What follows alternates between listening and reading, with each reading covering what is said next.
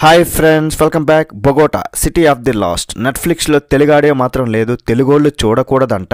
తమిళ్, హిందీ, ఇంగ్లీష్లో మాత్రమే స్ట్రీమింగ్ వచ్చింది. ఇదొక Korean crime thriller. 1 hour 50 minutes ఉంది. ఫ్యామిలీ అయితే కూడా చూడొచ్చు. మసాలా అయితే ఏం లేదు. ఈ మూవీ మీద నాకు పెద్దగా ఇంట్రెస్ట్ లేదు, ఎందుకంటే తెలుగు డబ్బింగ్ లేదని. బట్ మన సబ్స్క్రైబర్ ఫ్రెండ్ అయితే అడిగారు, కొరియన్ మూవీ కదా బాగుంటుందేమో రివ్యూ చేయబోయా అని. సరే అని స్టార్ట్ చేసా. నాకు ఎలా అనిపించిందో క్లియర్గా చెప్పేస్తా.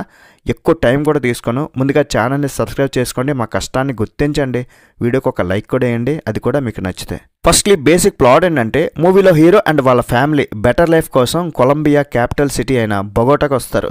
కానీ అక్కడ లైఫ్ అయితే అంత ఈజీ కాదు. ఎక్కడ చూసినా దొంగతనాలు, దోపిడీలు, డ్రగ్స్, బ్లాక్ మార్కెట్, ఒక్కటేంటి అన్ని రకాలుగా. మరి హీరో అండ్ వాళ్ళ ఫ్యామిలీ ఎలాంటి ప్రాబ్లమ్స్ ఫేస్ చేస్తారు, లాస్ట్కి ఏం జరుగుతుంది అనేది స్టోరీ. మరి మూవీ చూసాకైతే నాకు ఎలా అనిపించిందంటే, బొగోటా ఏంటి బాగొట్టా, నాకైతే ఏం బాగలేదు భయ్య. అట్లీస్ట్ కొంచెమైనా బాగున్నా 1 time వాచబుల్ అని చెప్పుండేవాడిని. నాకైతే అస్సలు నచ్చలే. మూవీ స్టార్టింగ్ ఒక 20 minutes వరకు చాలా బాగా అనిపించింది. తర్వాత నుండి తలనొప్పి స్టార్ట్ అయింది. మూవీ స్టోరీ కూడా చాలా నాకు రొటీన్ స్టోరీ అయినా పర్లేదు, కనీసం ప్రజెంటేషన్ అయినా బాగుండాలి. ఏమీ లేక బోరింగ్గా తయారైంది. కొరియన్ మూవీస్ అంటే నాకు ఇష్టమే, కానీ ఇది మాత్రం కష్టమే. కానీ నెట్ఫ్లిక్స్ మాత్రం థ్యాంక్స్ చెప్తున్నా. అదేంటి సినిమా బాగాలేదంటావు, థ్యాంక్స్ ఎందుకు చెప్తున్నావు అంటే, తెలుగులో డబ్ చేయలేదు కాబట్టి.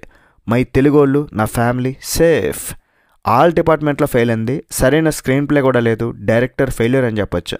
మెయిన్ లీడ్ క్యారెక్టర్ని డెవలప్మెంట్ చేయలేదు. ఇక సెకండ్ హాఫ్ అయితే రెవెంజ్ స్టోరీగా మారిపోయింది. గ్యాంగ్స్, గొడవలు, జీరోగా ఉన్న హీరోలో ఎలా మారుతాడు అనే పాయింట్ని ఎంగేజింగ్గా చూపించలేకపోయారు. యాక్షన్ ఎక్కువ ఉంటుందేమో అని ఎక్స్పెక్ట్ చేశా, కానీ యాక్షన్ కూడా పెద్దగా పెట్టలేదు. జస్ట్ ఏదో పెట్టాలనేది పెట్టారు. లైట్ వైలెన్స్ ఉంది, కానీ విలన్స్ మీద పెద్ద పెద్ద డైలాగులు చెప్పి హీరోకి ఎక్కువ బిల్డప్ ఇవ్వలేదు. ఆ ఒక్క దాంట్లో మాత్రం సాటిస్ఫై అయ్యా. హీరో యాక్టింగ్ తప్ప ఎవరి యాక్టింగ్ కూడా పెద్దగా నచ్చలేదు. టెక్నికల్గా మూవీ అయితే బాగుంది, విజువల్స్ చాలా బాగున్నాయి, బ్యాక్గ్రౌండ్ స్కోర్ కూడా అద్దరింది. బట్ మూవీలో కంటెంట్ లేకపోతే మూవీ బెదురుతుంది అనే దానికి ఇదొక ఎగ్జాంపుల్ మాత్రమే.